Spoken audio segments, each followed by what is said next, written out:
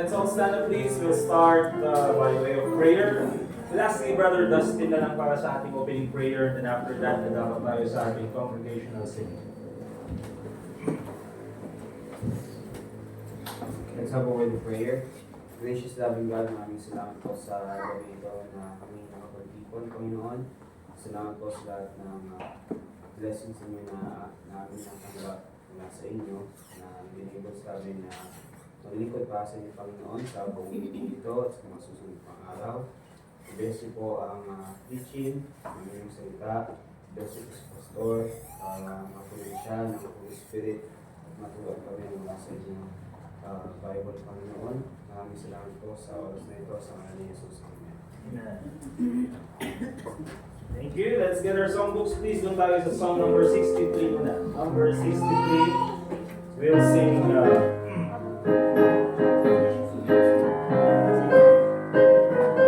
what a day that will be. Alright, all together on the first stanza.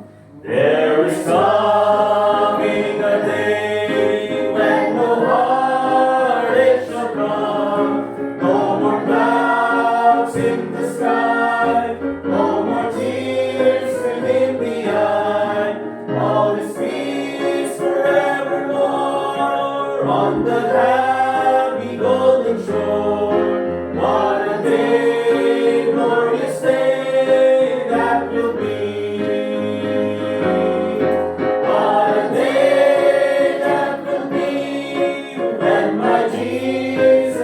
shall see. Then I look upon His face, the one who saved me by His grace. When He takes me by the hand and leads me through the promised land. What a day, glorious day that will be. Second verse. There'll be no sorrows there, no more burdens to bear, no more sickness, no pain, no more parting over there, and forever I will be with the one who died for me. What a day, glorious day that will be. What a day that will be, when my Jesus I shall see. And I look upon His face, the one who saved me by His grace. When He takes me by the hand and leads me through the promised land. What a day, glorious day that will be. Alright, another song, be seated please. Song number 75. We'll sing on Jordan's Stormy Banks. Song number 75.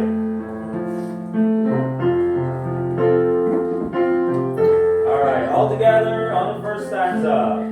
On Jordan's stormy banks I stand and cast a wishful eye to Canaan's fair and happy land, where my possessions lie. I am bound for the promised land. I am bound for the promised land. Oh, who will come and go with me? I am bound for the promised land.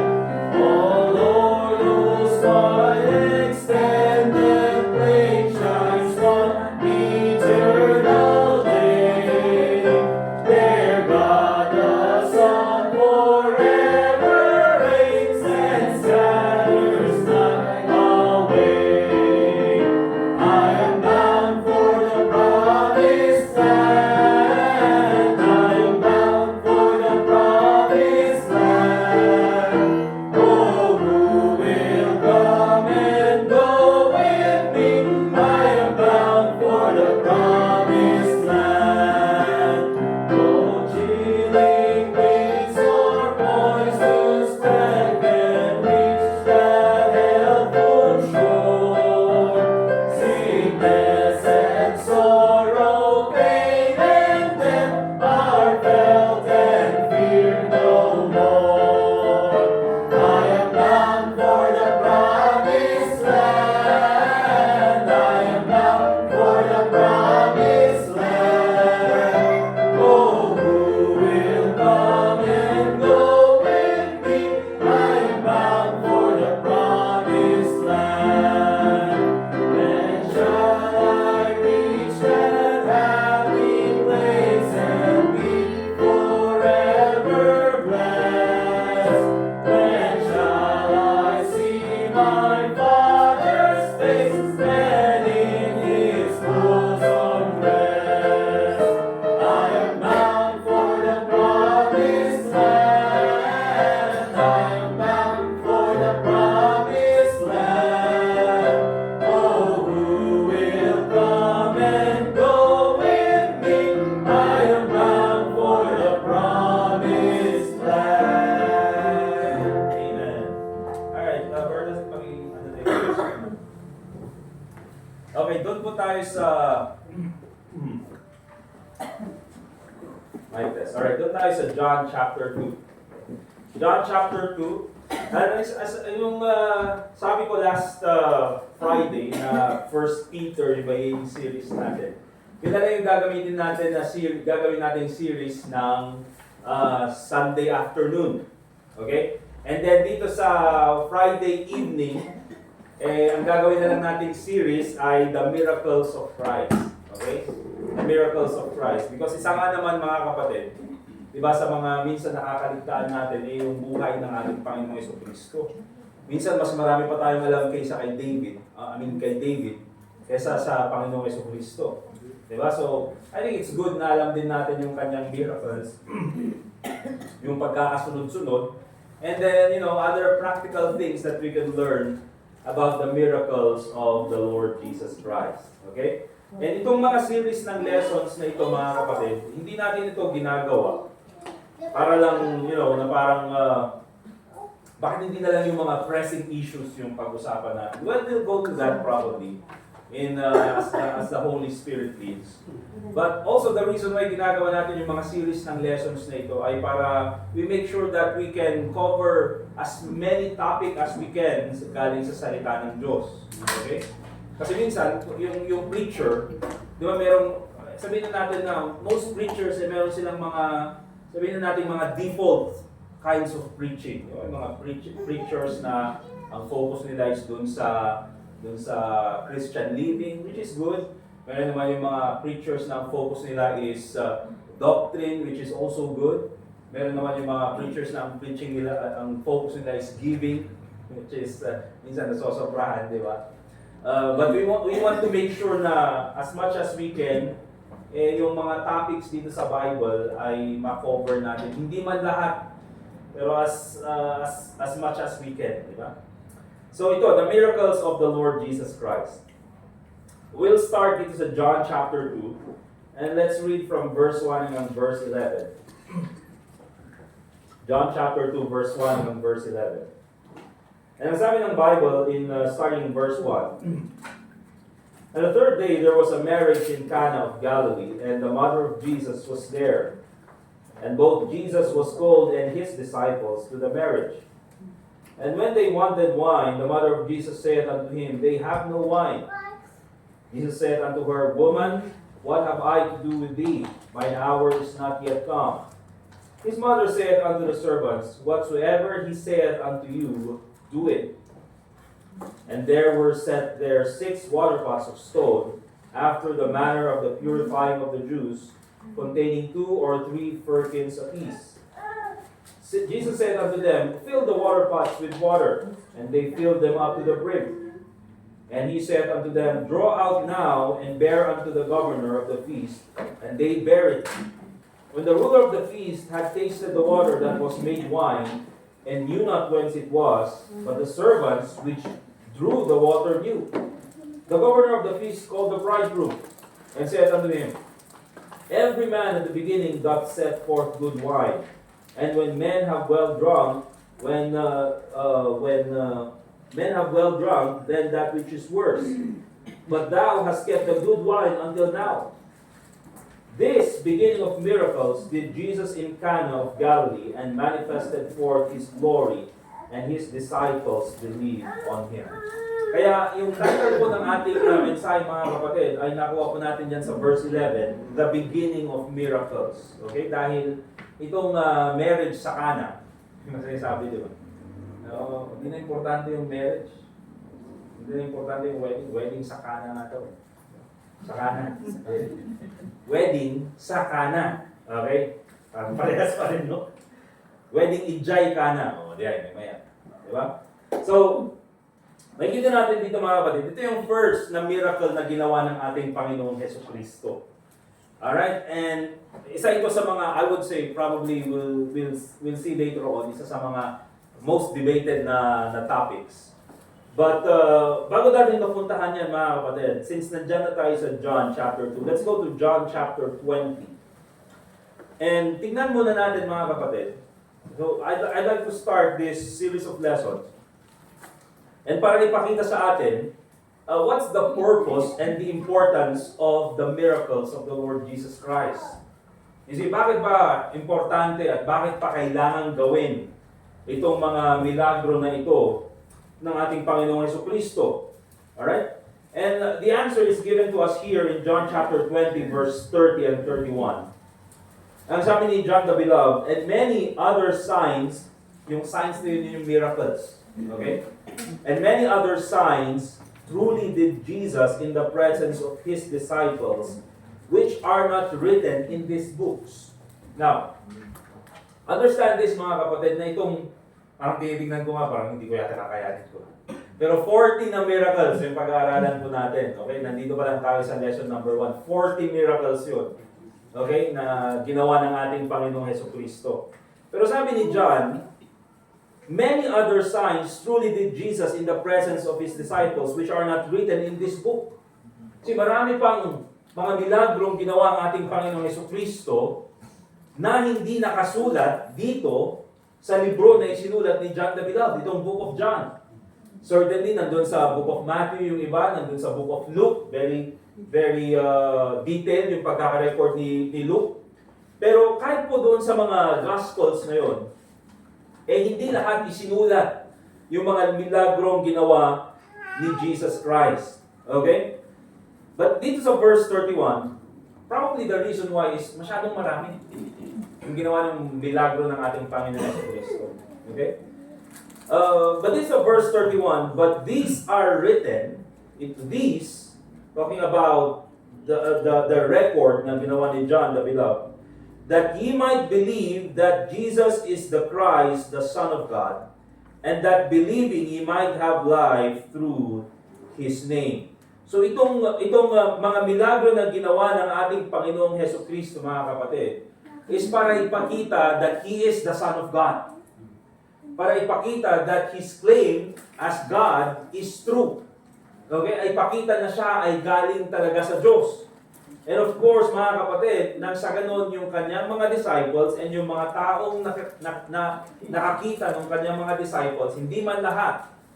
But doon sa mga taong na kay Kristo ay makita nila at sila ay maniwala kay Jesus Christ. Kaya itong mga miracles, mga kapatid, na ginawa ni Jesus Christ, hindi lang siya basta-basta parang, pag may birthday party, may magic tricks. Parang, may kasal, wedding. Magtawag tayo ng magic. Hindi po mga kapatid, hindi lang ito ginawa ni Jesus Christ for show. This has a purpose. And what is the purpose, mga kapatid? To show that He is the Son of God. Okay? So, yan po yung kailangan nating maintindihan. But, let's take a look at this context. Dito sa John chapter 2 na binasa natin. So, merong wedding, merong kasalan doon sa Cana. And then, pinakita dito that this is the beginning of the miracles of the Lord Jesus Christ. Again, ito yung first na miracle na ginawa ng ating Panginoong Jesucristo. Alright? And then, doon sa wedding na yon, mga kapatid, nandun si Mary, of course. Nakikita natin doon sa verse 1, and the mother of Jesus was there. Diba? And of course, si Jesus Christ and His disciples were invited doon sa wedding na yan. And then, may problema. And this is always the source of miracles, mga kapatid. I mean, hindi naman source. Ang source ng miracle is ang ating Panginoon Jesucristo. But probably, every time there's a miracle, there's always a problem. Okay? Pag may miracle na gagawin si Jesus Christ, merong problem. Palagi, yun po yung kailangan nating makita. Kaya hindi lang nagpapakitang gilas ang ating Panginoong Jesucristo. Okay, na katulad ng ginagawa ng mga fake magician sa panahon natin ngayon na, parang mga card tricks, mga sleight of hand, di ba? Wala namang nasusolve na problema yung mga yun. Diba? Pero yung miracles ni Jesus Christ, may nasusolve na problema. And later on, marami po tayong titignan. So yung problema dito, mga kapatid, ay naubusan ng wine. Okay? Naubusan ng wine. And alam naman natin, mga kapatid, especially sa kultura nila, doon is pagkasalan. Dito nga sa Cordillera, minsan pagkasalan isang araw, di ba? Hindi lang isang araw minsan before 2 days before yung kasal, di ba? Yung mga nagkakatay ng baboy, di ba? Yung mga tapos before yung kasalan, yung mga nag-slice ng mga karne, sila na rin mismo yung nagiinuman, sila na pa yung nagluluto, kaya hindi mo alam kung ano yung nagdagdag doon sa linuto nila, di ba? Minsan yung mga makikita mo uuwi, may nakislice nakislice ako ng karne. Eh bakit puro mantika yung bibig mo? Puro taba pa tayo yung kinain niya. Pati bulsa, naming mantika. Hindi, petroleum jelly. Oh, tanda ka man. Well, nag-ano pala, nag-ninja ng ng karne ng baboy. Okay? So, ganyan mga kapatid. But doon sa kanila, kaparehas din natin na pag sinabing wedding, it will take days minsan. Okay? And so, ang problema nga is na naubusan ng wine. And alam naman natin mga kapatid, di ba? Na pag may bisita at naubusan ka ng pagkain, nakakaya. Especially tayong Pilipino, siguro sa mga Amerikano, na minsan yung mga American culture, na kapag wala ng pagkain, di wala na. Di ba? Pag wala ng pagkain, uwian na. Pag Pilipino kasi, ay wala ng pagkain.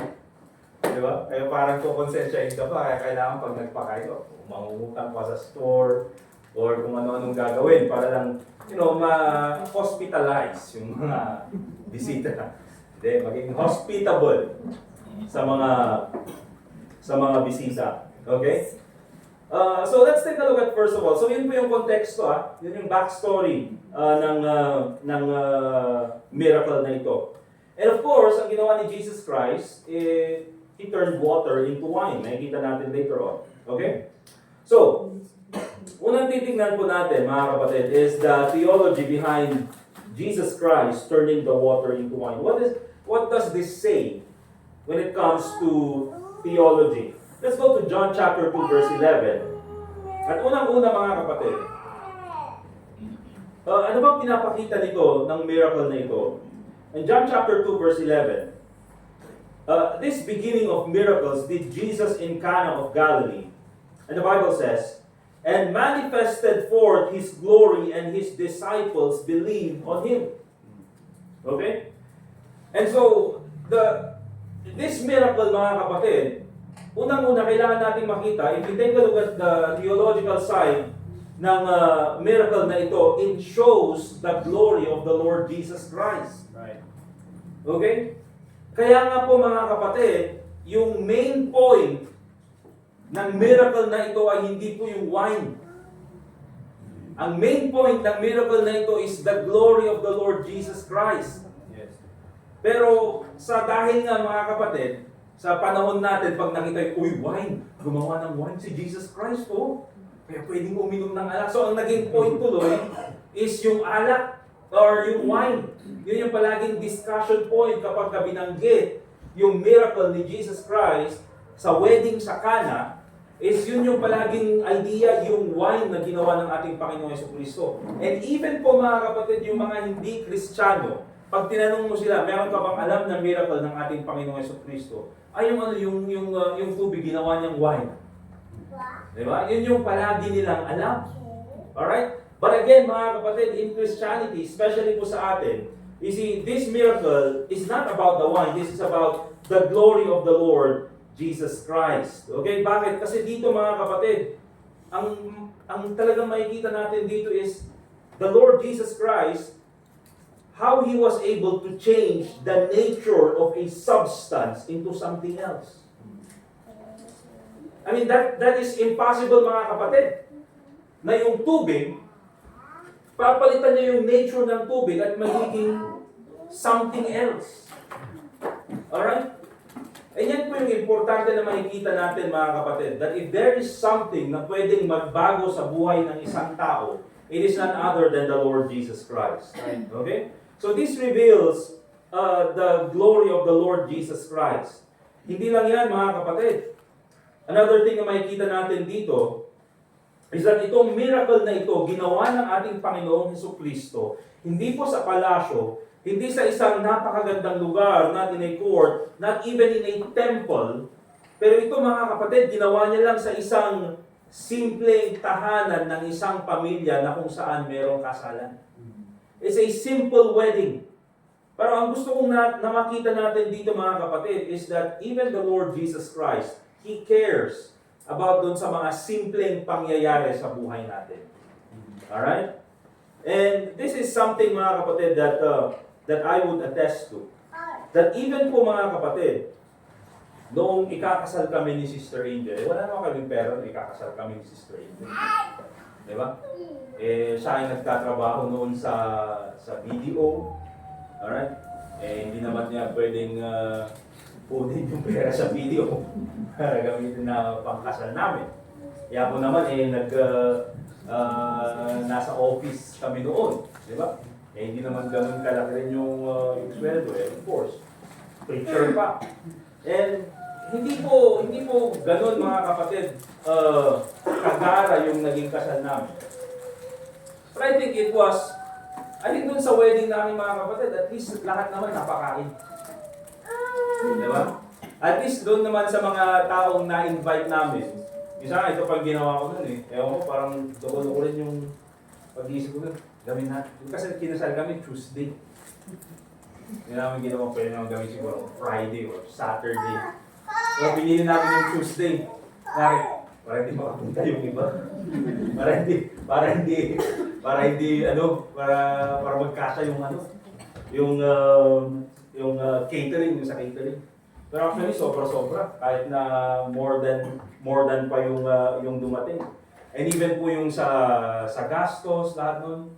Di ba? May mga umako na doon sa photo booth, may umako sa pagkain, doon sa venue, of course, doon naman sa main church. Okay, siguro ang binayaran lang namin is yung damit namin. Di ba? So, dyan natin makikita mga kapatid that even in our simple needs, nakikita yan ng Panginoon and He cares about doon sa mga pangangailangan natin. Okay? I will go more to that later on. But also, I'd like to point out na gusto kong ipakita ito that if you take a look at doon sa my verse 6 ng John chapter 2. Ang sabi ng Bible, and there were set of there 6 water pots of stone after the manner of the purifying of the Jews, containing 2 or 3 firkins apiece. At dyan po mga kapatid, sabi sa verse 7, Jesus said unto them, doon sa mga servants, fill the water pots with water, and they filled them up to the brim. So, yung 6 water pots na yun, na yun, okay, yun po yung linagyan ng tubig. At yun yung ginawa ng ating Panginoong Hesukristo na wine para sa kasal. But I'd like to focus doon sa part na ginagamit or na binanggit ng Bible. After the manner of the purifying of the Jews, containing 2 or 3 firkins apiece. Yung water pots na yun, mga kapatid, ang purpose po is for the external cleansing ng mga Jews. Okay? Yun yung ginagamit. Yung tubig galing doon. Okay? Ginagamit for external cleansing. And so, I'd like to point out, mga kapatid, that this miracle ay pinapakita talaga sa atin the difference between religion and the Lord Jesus Christ. Okay? Because yung water pots na yun, mga kapatid, pupunuin mo ng tubig and then gagamitin yun ng mga Jews for their purifying para hugasan yung kanilang katawan. Okay? Yun yung purpose nun. Okay? But nung ginawa ito ni Jesus Christ, what we can see here, mga kapatid, is that when the Lord Jesus Christ ginawa niya itong miracle na ito ay naging source ng joy para sa mga tao na nandoon sa kasalan, doon sa wedding, doon sa Cana. And so, I'd like to point out, mga kapatid, the difference between religion and the Lord Jesus Christ, na yung water pots na yon, they would probably signify religion. They would symbolize religion. That they were used for external cleansing. And oftentimes, ganyan po ang ginagawa ng religion, mga kapatid. Okay? Ang ginagawa ng religion, actually, is para bang external cleansing, pero hindi talaga binabago yung tao. Hindi talaga binabago yung kalagayan ng tao. Kaya po, mga kapatid, marami tayong makikita na mga sabihin na nating devoted doon sa kanilang religion or devoted doon sa kanilang church. Di ba? Minsan, maayos pa silang manamit kaysa sa tunay na Kristiyano. Minsan, may dala pa silang Biblia. Okay? Pero kung tatanungin mo sila, sigurado ka bang kapag ikaw ay namatay, 100% na ikaw ay pupunta sa langit? Anong sagot nila? Hindi ko alam. That just tells you, mga kapatid, na yung relihiyon nila walang ginawa doon sa kanilang tunay na kalagayan. Okay? Marahil tinuruan sila kung paano manamit. Marahil tinuruan sila, mga kapatid, na magdala ng Bible. But truly, it did not show them how to get to heaven. Kaya nga po dito especially dito sa panahon ni Jesus Christ, sino yung mga palaging tumutulig sa Kanya at palagi niyang pinapasaringan? It's the Pharisees. Yung mga religious people. Kasi ang tawag niya sa kanila, you are, a white like sepulcher. Napaka parang malinis sa panlabas, pero inside you are full of dead men's bones. Okay? At yan po yung problema, mga kapatid, when it comes to religion. Diyan nagkakaroon ng hypocrisy. Na bakit, ayos manamit, parang gumagamit ng mga Bible verses, gumagamit ng, parang halos, hindi makabasa at pinggan. Pero mga kapatid, parang walang pagbabago sa loob. Bakit, mga kapatid? Because they're focused on religion, not the Lord Jesus Christ. Pero ang ating Panginoong Jesucristo, mga kapatid, once you're saved, kapag ikaw ay naligtas, I'm sure, hindi po natin sinasabi, mga kapatid, na pag ikaw ay ligtas, ikaw ay siguradong sa langit ka pupunta dahil nanampalataya ka kay Kristo bilang tagapagligtas. Hindi natin sinasabi na palaging masaya ang buhay. Hindi po, mga kapatid.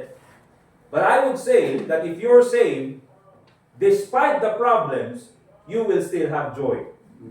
Bakit? Kasi yung pinakamalaking problema sa buhay, sinolve ng ating Panginoong Jesucristo eh. And what's that problem? The problem of the penalty of sin in hell. Okay? Kaya tayo, mga kapatid, tanungin nila, sigurado ka bang sa langit ka pupunta pag ikaw ay namatay? Yes, sigurado ako. Bakit? Kasi si Kristo namatay sa cross para sa akin. Siya ay inilibing at siya ay muling nabuhay bilang kabayaran ng ating mga kasalanan. Si mga kapatid, religion, you have to work for salvation. But when it comes to the Lord Jesus Christ, you receive salvation. Yun po yung kaibahan sa atin, mga kapatid. When it comes to religion, nandyan yung appearance of holiness. Diba? Yung appearance of holiness. I mean, tignan nyo naman, mga kapatid, si Apollos Kibuloy, parang holy. Diba? Parang holy talaga, na parang nakadamit pa ng puti. And then, mayat pa ibis ngayon, holy, pero ngayon huli, nahuli na. Alright? Pag religion, it's the appearance of holiness. But when it comes to the Lord Jesus Christ, that is true holiness. Okay? And of course, mga kapatid, what's the theology behind this? Talaga, mga kapatid, itong miracle ni Jesus Christ dito sa Cana, this is showing the generosity of God, the generosity of the Lord Jesus Christ. Bakit, mga kapatid? Doon sa verse 7, Jesus said unto them, fill the water pots with water, and they filled them up to the brim. Okay?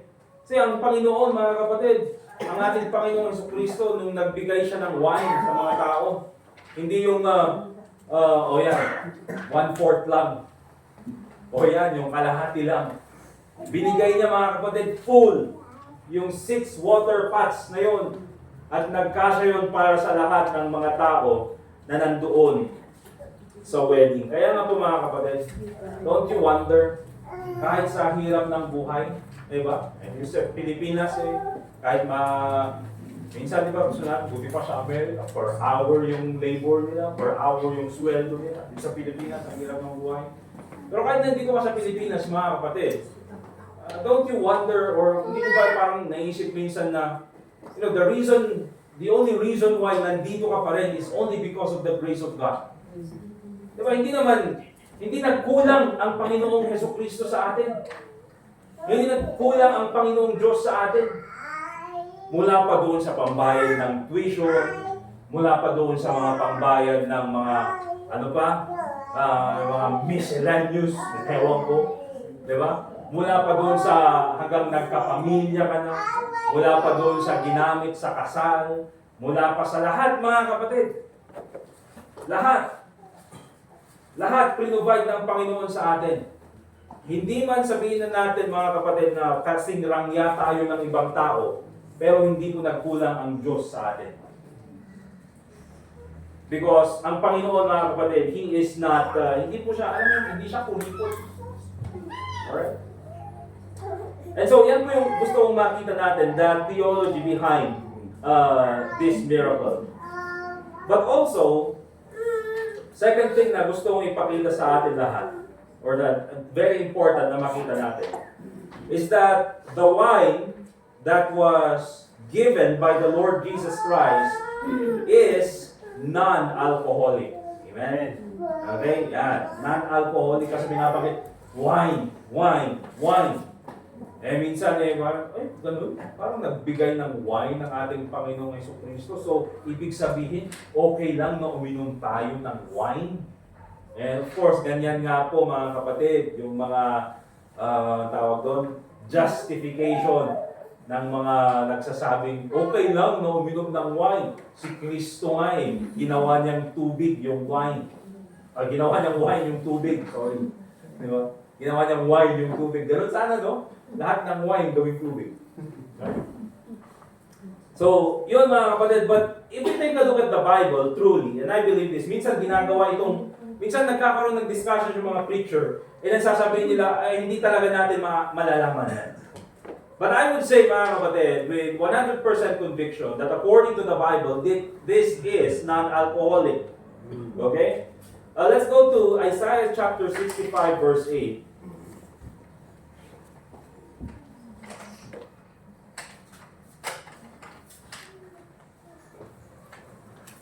And gusto ko ipakita mga kapatid na yung salitang wine dito sa Bible, hindi po palaging alcoholic yung pagkakagamit ng salitang wine. Okay? Alam natin mga kapatid na pag sinabi natin wine, generally speaking sa panahon natin, it is alcoholic. Pero dito sa Bible, okay, pag sinabing wine ay hindi po palaging alcoholic. Alright? And in Isaiah chapter 65 verse 8, the Bible says, "Thus saith the Lord, as the new wine is found in the cluster, and one saith, destroy it not, for a blessing is in it. So will I do for my servant's sake, that I may not destroy them all." Tingnan niyo yung phrase mga kapatid wherein nakalagay, as the new wine is found in the cluster. Unang-una, yung cluster mga kapatid, ayan po yung grapes. Di ba? Yan po yung prutas na may cluster. Okay? Nagsama-sama sila. Lalo ng grapes. Okay? So yun yung cluster. And of course, mga kapatid, pag sinabi natin wine, isa lang naman po pinanggagalingan talaga ng wine, especially din sa Bible times, is doon sa grapes. Diyan talaga nila kinukuha. Ewan ko sa panahon natin ngayon, lahat na ay gagawin ng wine. Di ba? Strawberry wine. Basta gawin natin wine. Sayote wine. Ako mo, kaya nilang gawin yun. Di ba? Pwede pa sa mga prutas na nagpo-ferment. Pati inapoy, naraming dakawan. Di ba? Rice wine, tapoy. Okay? Sino kayo nakadiscover nun, no? Yung rice wine. Siguro yun yung 3 weeks na hindi nakalimutan nila yung sa kaldero nila yung rice. Di ba? Ang nakita nila ngayon pag binulo, ang baho. Yung siguro mamartot na ito na tapos naarak ka. Tapos hindi ko na isa pa ako. I mean mga kapatid, sino kayo nakadiscover mo, di ba? Alright. Pero, yan po. As the new wine is found in the cluster. Pero gusto ko makita nyo doon mga kapatid, also yung salitang new wine. Okay? So, ito mga kapatid, ibig sabihin yung new wine na yon bago, galing sa cluster. Okay? Kakukuha lang sa cluster. Mga kapatid, ito, sabihin ko na, yung sabaw na galing sa grapes, anong tawag doon? Ha? Juice. Okay? So, yung new wine dito, mga kapatid, ang ibig sabihin niyan is yung juice. Kasi new wine found in the cluster. Ibig sabihin, andun pa lang sa grapes. Eh of course, mga kapatid, pag sinabi nating wine, pagkakaintindi natin is yung fermented na, yung may alcohol na. Pero dito, mga kapatid, no, it's still found in the cluster fresh. So pag kinuha mo yun, ibig sabihin, that's juice, that's grape juice. Kaya po mga kapatid, tayo, pag nagdo-Lord Supper tayo, grape juice, naiintindihan? Hindi po yung wine, grape juice. Alright? So yan po, makikita natin that dito sa Bible, pag sinabing wine, it's non-alcoholic. Depende na lang on how we understand the context. And dito po papasok mga kapatid yung context. Another reason why I believe that this is non-alcoholic wine is because of the character of the Lord Jesus Christ. Okay? Now let me read to you, unang-una, Proverbs chapter 20 verse 1. The Bible says, "Wine is a mocker, strong drink is raging, and whosoever is deceived thereby is not wise." Okay? So sabi dyan ni Solomon, sino man ang ma-deceive ng wine, bakit? It's a mocker, it's strong drink. Alright? Lahat ng uminom ng wine, wala pang awan tinangabak na uminom ti arak. Amin nga uminom ti arak, naulaw. Hawatan nyo. Okay? And then sabi ng Bible, whosoever is deceived thereby is not wise. And again, let's go back to the character of the Lord Jesus Christ. Do you think the Lord Jesus Christ, hindi niya alam yung Proverbs chapter 20 verse 1? Di ba? Of course, alam niya yan mga kapatid. Because He is the Lord Jesus Christ. Yung Proverbs chapter 20 verse 1 mga kapatid, that is the Word of God.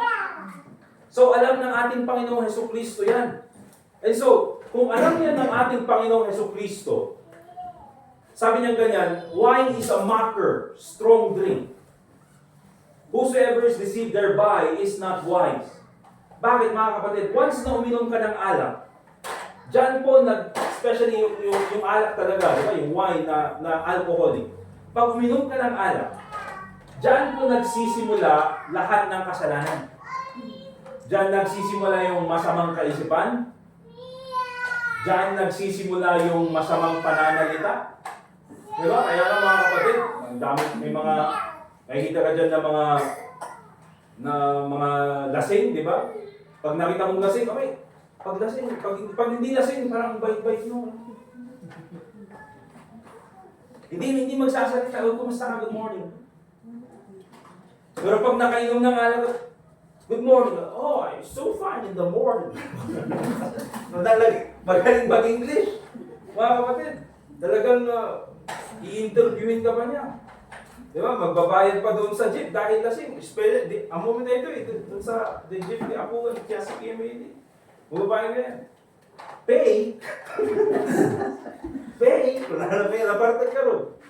Ano tayo eh? What? Kung nanapay na siya. How many?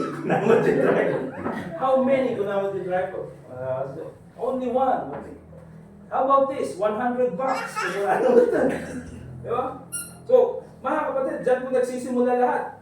Parang yun lang yung minsan nakakatawa, pero di ba, dyan natin nakikita, dyan nagsisimula yung masamang kaisipan, dyan nagsisimula yung masamang pananalita, and then ano pa, dyan nagsisimula yung masamang gawain. How many people na nandun sa kulungan, mga kapatid, na nandun sila dahil sa kalasingan? Dahil hindi nila alam yung pinagkakagawa nila. Whether it be kung may krimen man silang ginawa or may na-aksidente sila dahil sa drunk driving or whatever else, mga kapatid. But the reason why they were there, oftentimes yung root cause is lasing sa alak.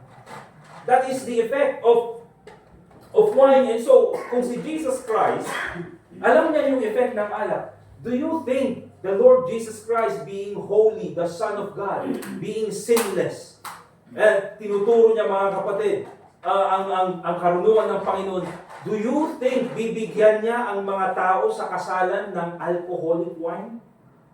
Na doon magsisimula ang kasalanan? Na doon magsisimula ang masamang kaisipan, masamang pananalita at masamang gawain? I don't think it coincides with the character of the Lord Jesus Christ. Okay? Eh, hindi yun gagawin ng ating Panginoong Hesukristo. And also, mga kapatid, another reason why I believe that this is not alcoholic. Because in John chapter 2, it never mentioned any one of those people na uminom ng wine were drunk. Na sila ay nalasing, except doon sa John chapter 2 verse 10, where the Bible says, and said unto him, every man at the beginning doth set forth good wine. Sabi daw nung governor of the feast. Okay? And when men have well drunk, then that which is worse, but thou hast kept the good wine until now. Yung when men have well drunk, tingnan mo, nalasing sila. Well, unang-una, that is not even the case dito. Because yung governor ng feast, parang in-appreciate niya lang yung bridegroom. Kasi sabi niya ganyan, alam mo, yung dating gawain, ang gagawin talaga ng mga tao is ibibigay muna yung good wine. And then kapag nakainom na silang lahat or they were already satisfied, yun yung ibig sabihin nun, hindi yung sila ay nalasing na. Okay? When they are already satisfied, tsaka nila ibibigay yung wine na hindi maganda yung lasa. Alright? Pero dito mga kapatid, yun ay ginagawa lang na illustration ng governor ng feast. It does not talk about even the wedding itself. But even if it does, mga kapatid, yung ibig sabihin ng drunk dyan is yung past tense ng drink. Okay? Hindi yung nalasing na drunk. Okay? Ito ay past tense ng salitang drink. Na kapag sila ay, nasatisfy na dun sa kanilang nainom, and then, ibibigay sa kanila yung wine or yung juice na hindi ganun kaganda yung lasa. And so, dyan po natin makikita mga kapatid that the wine that the Lord Jesus Christ made in John chapter 2 is non-alcoholic. Amen? Kaya huwag po kayo maniniwala na, si Kristo nga gumawa ng alak. Diba? Si Kristo nga gumawa. Yes, si Jesus Christ gumawa siya ng wine but it's non-alcoholic. Because ang binigay niya mga kapatid is juice. Because the Lord Jesus Christ being holy in all, hindi siya magsisimula ng kasalanan doon sa wedding sa Cana. Alright? And so, let's go to the last point na gusto kong makita natin. And we'll just take a look at some practical lessons that we can learn from this miracle of the Lord Jesus Christ in Cana. Let's go back mga kapatid doon sa verse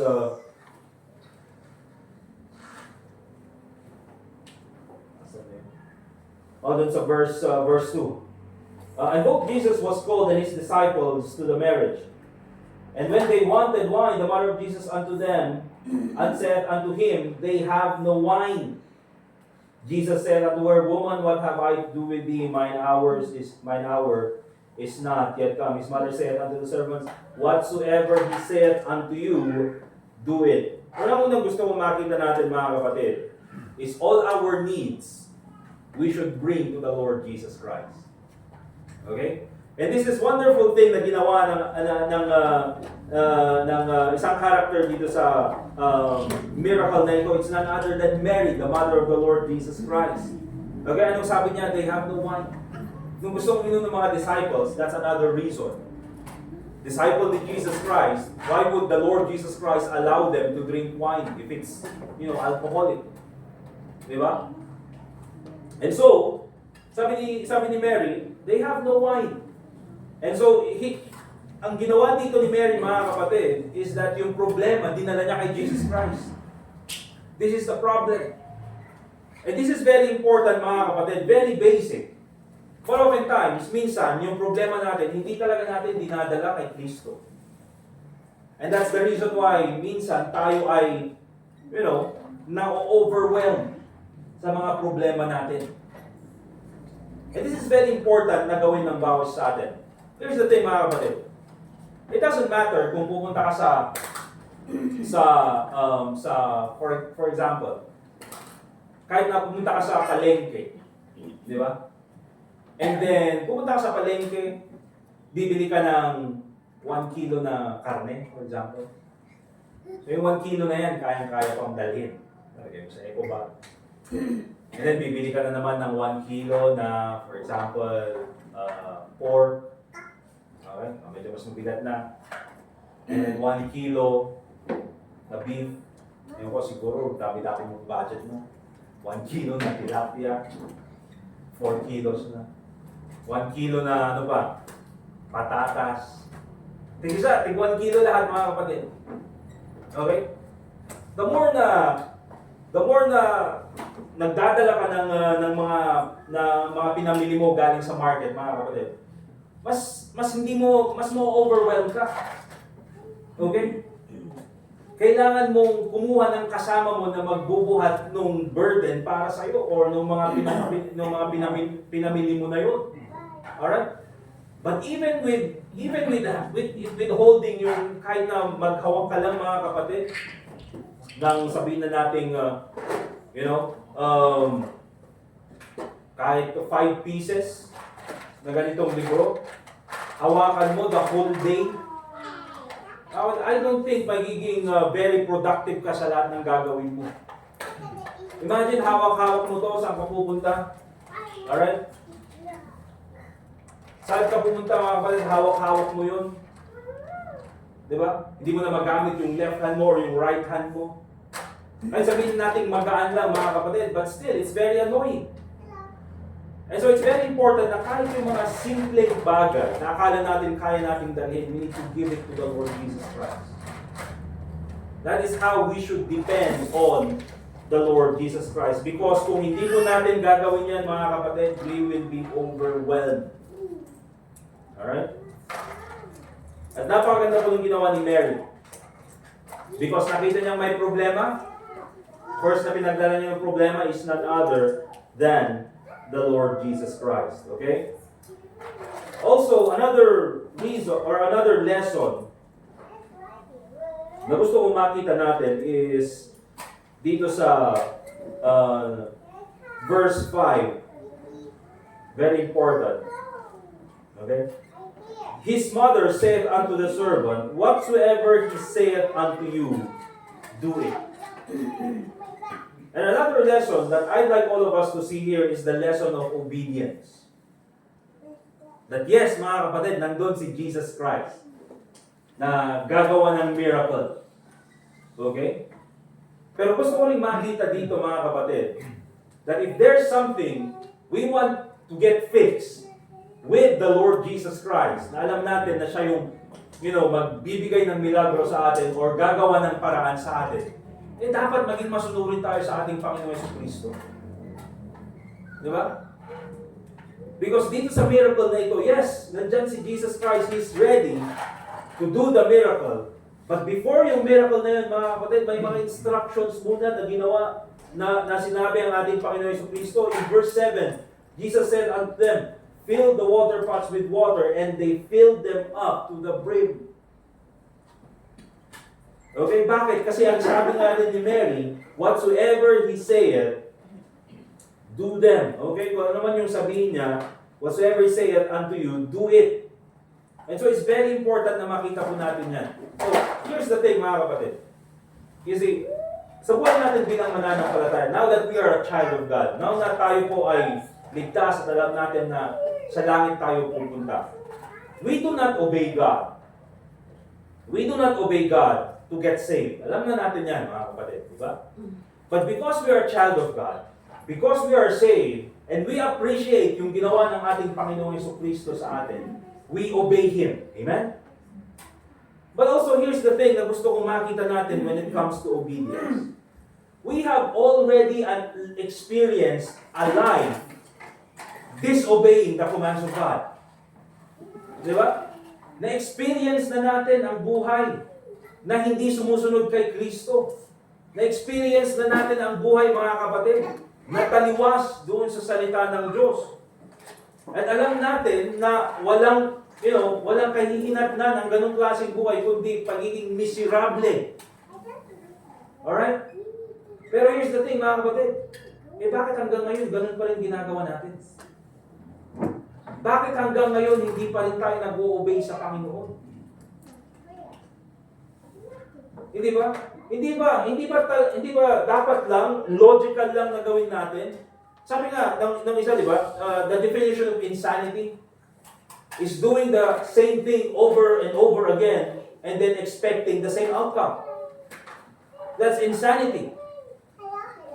Na you will do the same thing over and over again and then mag-expect ka ng ibang outcome? No.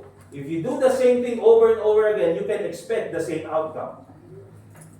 Pero kung may gusto kang baguhin doon sa outcome, you have to do something different. Amen?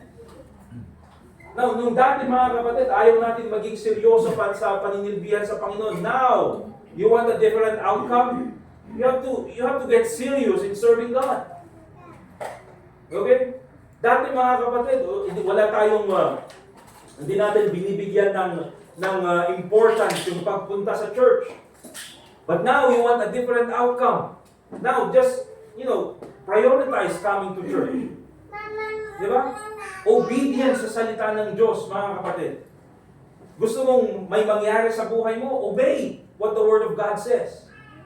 Na-experience mo na yung resulta ng hindi pag-obey. Na-experience mo na ganun yung mangyayari sa'yo. Alam mo na yung consequence. And then gagawin mo ulit. And then you expect na, ay sana magbago yung outcome. No, you will have the same outcome. But here's the thing, mga kapatid. If you will start to obey the commands of God, if you will start to be obedient to the Word of God, then you can expect a different outcome. Okay? Kaya po, very important yan, mga kapatid. Kaya po, very important that we have to be, obedient to the Word of God. But also, here's the thing, mga kapatid. Yung sinabi ni Mary, na whatsoever He saith unto you, do it. Also, another point on obedience is this. Obedience comes before understanding. Okay? Kung ano man yung sabihin niya, basically yun yung sinabi ni Mary. Kung ano man yung sabihin niya, gawin nyo. Diba? Kaya nga, nabanggit kanina yung Baptist po, dun sa Baby Baptist Church noon, yung motto namin is that, obey and never complain. Diba? Obey and never complain. Kung ano yung inutos sa'yo, gawin mo na lang, tsaka ka na lang magtanong later on. Diba? Obey and never complain. Pero same with the Lord Jesus Christ, mga kapatid. Okay? Kung ano man yung gusto ipagawa ng ating Panginoon Jesucristo, you don't have to understand, you just need to obey. Okay? Minsan kasi gusto natin, bakit kaya ganito? Bakit kaya ganyan? No, just obey. Bakit kaya kailangan i-prioritize ang pagpunta sa church? Marami namang dapat kailangan pang gawin. If you're going to question it, mga kapatid, you question the Word of God. And siguro ito yung maganda, mga kapatid. Because when you question the Word of God, okay? When you truly question the Word of God, oftentimes yung mga nagko-question doon sa salita ng Diyos, they are not looking for the answer in the Word of God. Okay? I mean, kung meron silang katanungan, if they really want to know the reason why, bakit kaya ganito yung plano ng Panginoon or gusto niyang ipagawa, then read the Bible and then you will see, the will of God sa buhay mo or yung plano ng Panginoon. Alright? So, obedience comes before understanding. Also, another point dyan sa obedience na yan, yung mga servants naman, nung sinabi ni Jesus Christ, na punuin nila yung water pot, anong sabi sa verse 7? And they filled them up to the brim. Also, when it comes to obedience, it's this. Half obedience is disobedience. Okay? Kung tatanong siguro, ba't namin pupunuin dito na ano? Ano ba? Titimplahan niya ng juice? Wala namang tang, wala namang nesty na pwede yung pagtimpla. Di ba? Pero lagyan ng tubig. Kaya kung saan pa kinuha yung tubig na yun. Pero pinuno nila. And then, ginawa ni Jesus Christ yung miracle. Alright? But also there's another lesson that I'd like all of us to see. Is very important. Christ can transform what you cannot. Okay? Ang Panginoong Jesucristo, He has the power to transform what you cannot. Okay? Siya ang may kakayahan na mag-transform sa mga bagay na hindi mo kaya. Okay? For our habits, mga kapatid, we are able to change those when it comes to discipline. Kaya natin gawin yung mga bagay na yan. But there are things, mga kapatid, na hindi natin kayang baguhin. Diba? There are things na hindi natin kayang baguhin. Yung ugali ng ibang tao. Hindi mo kayang baguhin yan. Okay? Yung puso ng ibang tao, hindi mo kayang baguhin yan. Okay? Broken lives, you cannot change that. Pero pag binigay mo sa ating Panginoong Jesucristo, He has the ability to change those. Okay? Kaya po, in every aspect of our life, kailangan nandyan palagi yung prayer. Because in prayer, yan po yung paghingi natin ng tulong galing sa Panginoon. Because in prayer, mga kapatid, dyan po talaga natin nababanggit yung mga bagay na hindi natin kayang baguhin. Okay? We pray for other people. We pray na sana magbago yung sitwasyon. We pray na sana magbago yung kaisipan ng ibang tao. We cannot change them. We cannot change their mind. We cannot change their decision. We cannot change their heart. But the Lord Jesus Christ can transform them. Binago niya, mga kapatid, yung nature ng tubig naging wine. Okay? At kung tayo nga, mga kapatid, na dati hindi mananampalataya, ngayon ay naging mananampalataya dahil nga sa preaching ng gospel, kung kaya tayong baguhin ng Panginoon, kaya rin baguhin ng Panginoon ng iba. And lastly, John chapter 2 verse 10. Okay. Sabi nung governor of the feast, and said unto him, every man at the beginning doth set forth good wine. And when men have well drunk, then that which is worse. But thou hast kept the good wine until now. Okay? So explain ko ulit. Yung governor ng feast, nung natikman nila yung wine na galing kay Jesus Christ, sabi niya, oh, dito yung good wine. Now, hindi nila alam na nanggaling yun kay Kristo. Kaya yung governor ng feast, sinabi niya dun sa bridegroom, yung groom, sabi niya ganyan. Ang palaging ginagawa is that sa beginning, binibigay nila yung good wine, yung wine na maganda yung lasa. Diba? And of course, kapag nainom na nung lahat, at sila ay nasatisfy na doon sa good wine, ibibigay nila yung worse wine, yung hindi ganun kaganda yung lasa. Kasi nakainom naman na yung ibang tao, at least nakainom na sila ng juice. Pero ikaw, ang ginawa mo is, sinave mo yung the best for last. Okay, yun yung sabi niya doon sa bridegroom. Not knowing, mga kapatid, that the good wine came from the Lord Jesus Christ. Kaya anong gusto makita natin dyan, mga kapatid? The best is found in the Lord Jesus Christ. The best is found in the Lord Jesus Christ. Remember this, mga kapatid. The best career you can ever have, you can find that by prioritizing the Lord Jesus Christ. Okay?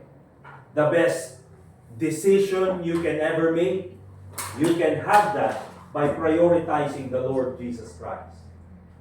Okay? The best spouse you can have that by prioritizing the Lord Jesus Christ. Everything, mga kapatid, na the best na gusto mong makuha, you can have that by prioritizing the Lord Jesus Christ. Naintindihan? If you want the best for your life, then you have to find it in Christ. Prioritize the Lord Jesus Christ. Naintindihan, mga kapatid? The best is found in the Lord Jesus Christ. And so, the best talaga, John chapter 20, verse 31. Let's go back to sa verse natin in the beginning. But these, itong miracles na ito, are written that ye might believe that Jesus Christ is the Son of God, and that believing ye might have life through His name. Remember this, mga kapatid, the best life you can ever have is found in the Lord Jesus Christ. Okay? Yung life na yan, of course, is eternal life. If you trusted the Lord Jesus Christ as your Savior, meron ka ng buhay na walang hanggan sa langit. You are saved at pagka ikaw ay namatay sa langit ka pupunta. But also, the best life you can ever have in this world can only be found in the Lord Jesus Christ. Wala pong sumunod kay Kristo at in the end, nagsisi siya na inyamot din simultak pa lang ni Kristo. Wala po, mga kapatid. Because the best life you can ever have, you can only find it in the Lord Jesus Christ. Amen? And so yan po yung lesson natin in John chapter 2, the beginning of miracles, water turned to wine. Let's pray. Dear God, Heavenly Father, once again, we thank you for this time na kami po ay nakapag-aral ng iyong salita. Lord, let this be a lesson to all of us and a blessing to all of us. I pray, Lord, that these principles will be planted in our hearts nang sa ganun po ay magbunga pa at nang sa ganun din po, Panginoon, ay may share din po namin, may turo din po namin sa ibang pananampalataya. Panginoon, salamat po sa iyong salita na nagbibigay sa amin ng kalaman. Also pray in the Lord Jesus Christ. Okay? Alright, John Mark, alright, dapat tayo mga kapatid doon sa ating mga prayer requests. Okay? Prayer requests.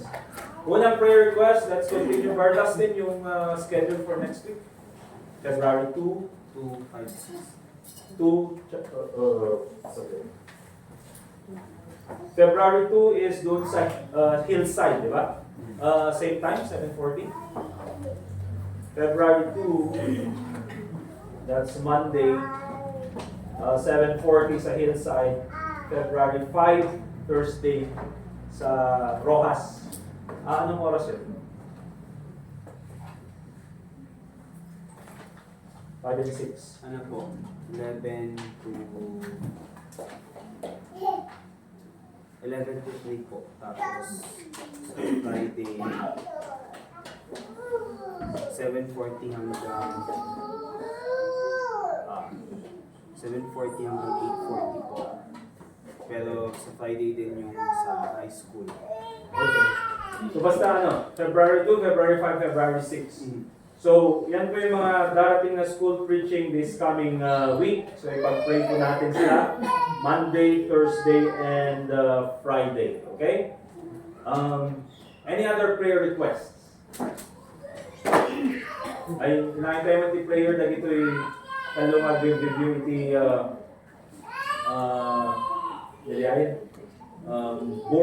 board exam pimente para board exam. Okay? Kaya nga bilisan nila makapag-church para may pag-pray sila. Para makapag-pray sila. Okay, so pag-pray natin sila. Okay? Any more? Sino pa? Prayer request. Meron ba? Okay. So kung wala di dalawa lang. Yung school preaching, and then ipag-pray natin yung exam ng mga tatlong dalaga dito. Health pala, health. Sinong may sakit? Meron ba? Okay, so kung wala na yung dalawa lang. Let's go ahead and pray mga kapatid. Manalangin po tayo.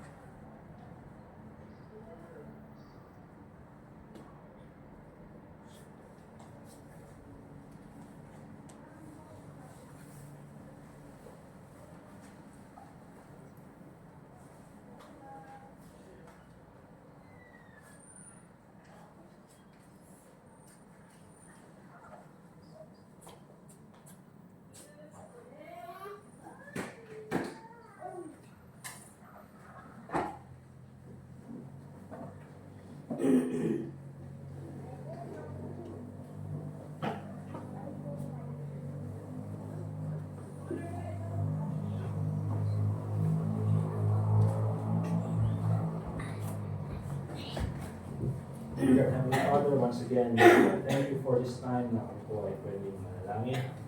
Lord, we pray first of all for our upcoming school preachings this coming week. Salamat po Panginoon for the opportunity to share the gospel to these children sa mga schools po na nag-open ng kanilang paaralan. Dear Lord, ito po ang tuloy na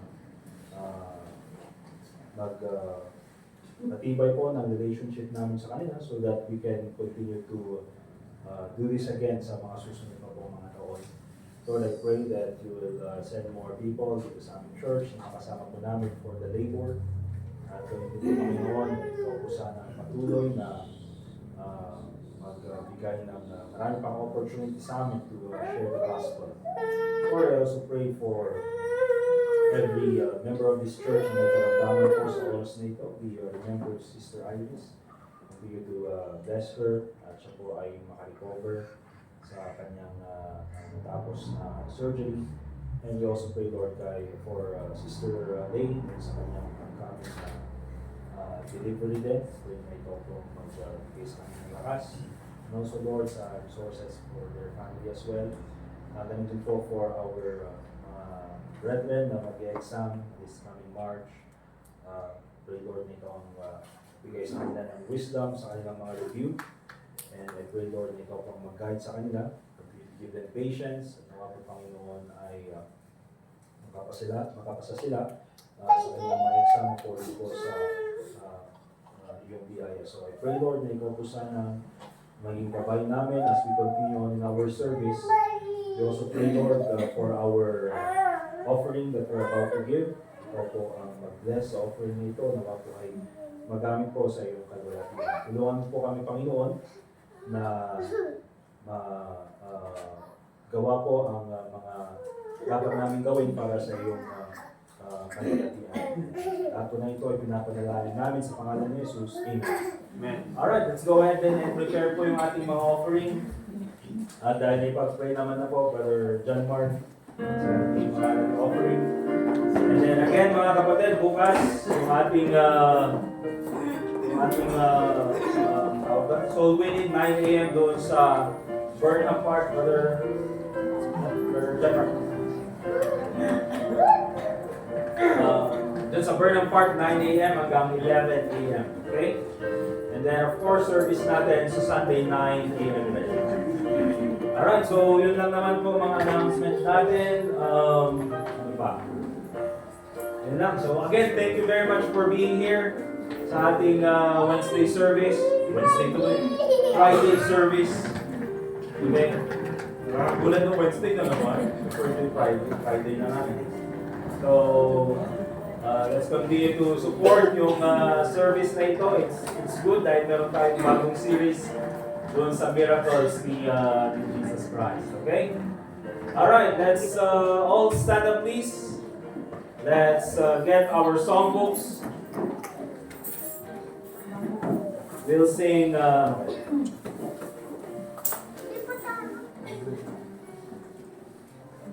wala bang kanta na about dun sa wedding sa Cana? Wala, no? Woman at the well ang alam ko eh.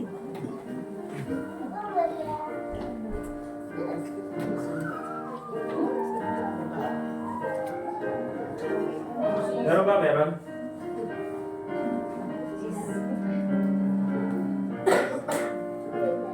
Alright, yung ano na lang, song number 220, Jesus is all the world to me.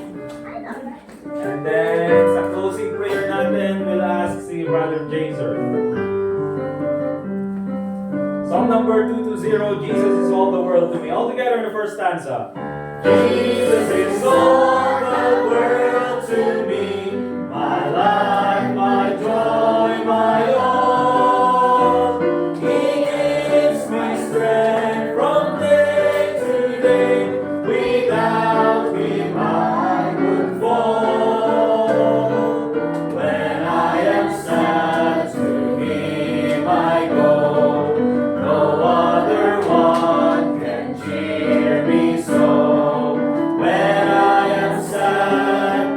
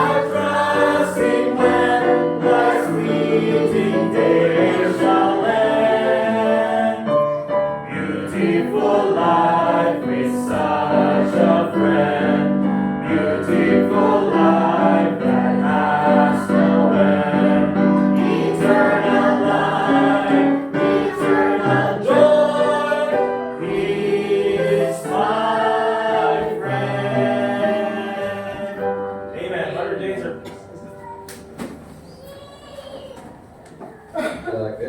Gusto nga sa langit, salamat po mo yung victory. Tapos ngayon tayo mo sa klase ng salvation. Lesson nga natin. Tuloy. Short. Lesson. Salamat. Lord, yung kanyami, kakarabi, sinami, lalik, isa, langit, paringal daw, dayo, Amen. We're dismissed mga kapatid and shake hands. Yung mga upuan lang i-ayos natin, wag na itong podium and platform. Ay, kasi na huwag na pala ayusin yung mga upuan. Ayan na. Iaayos na lang siguro.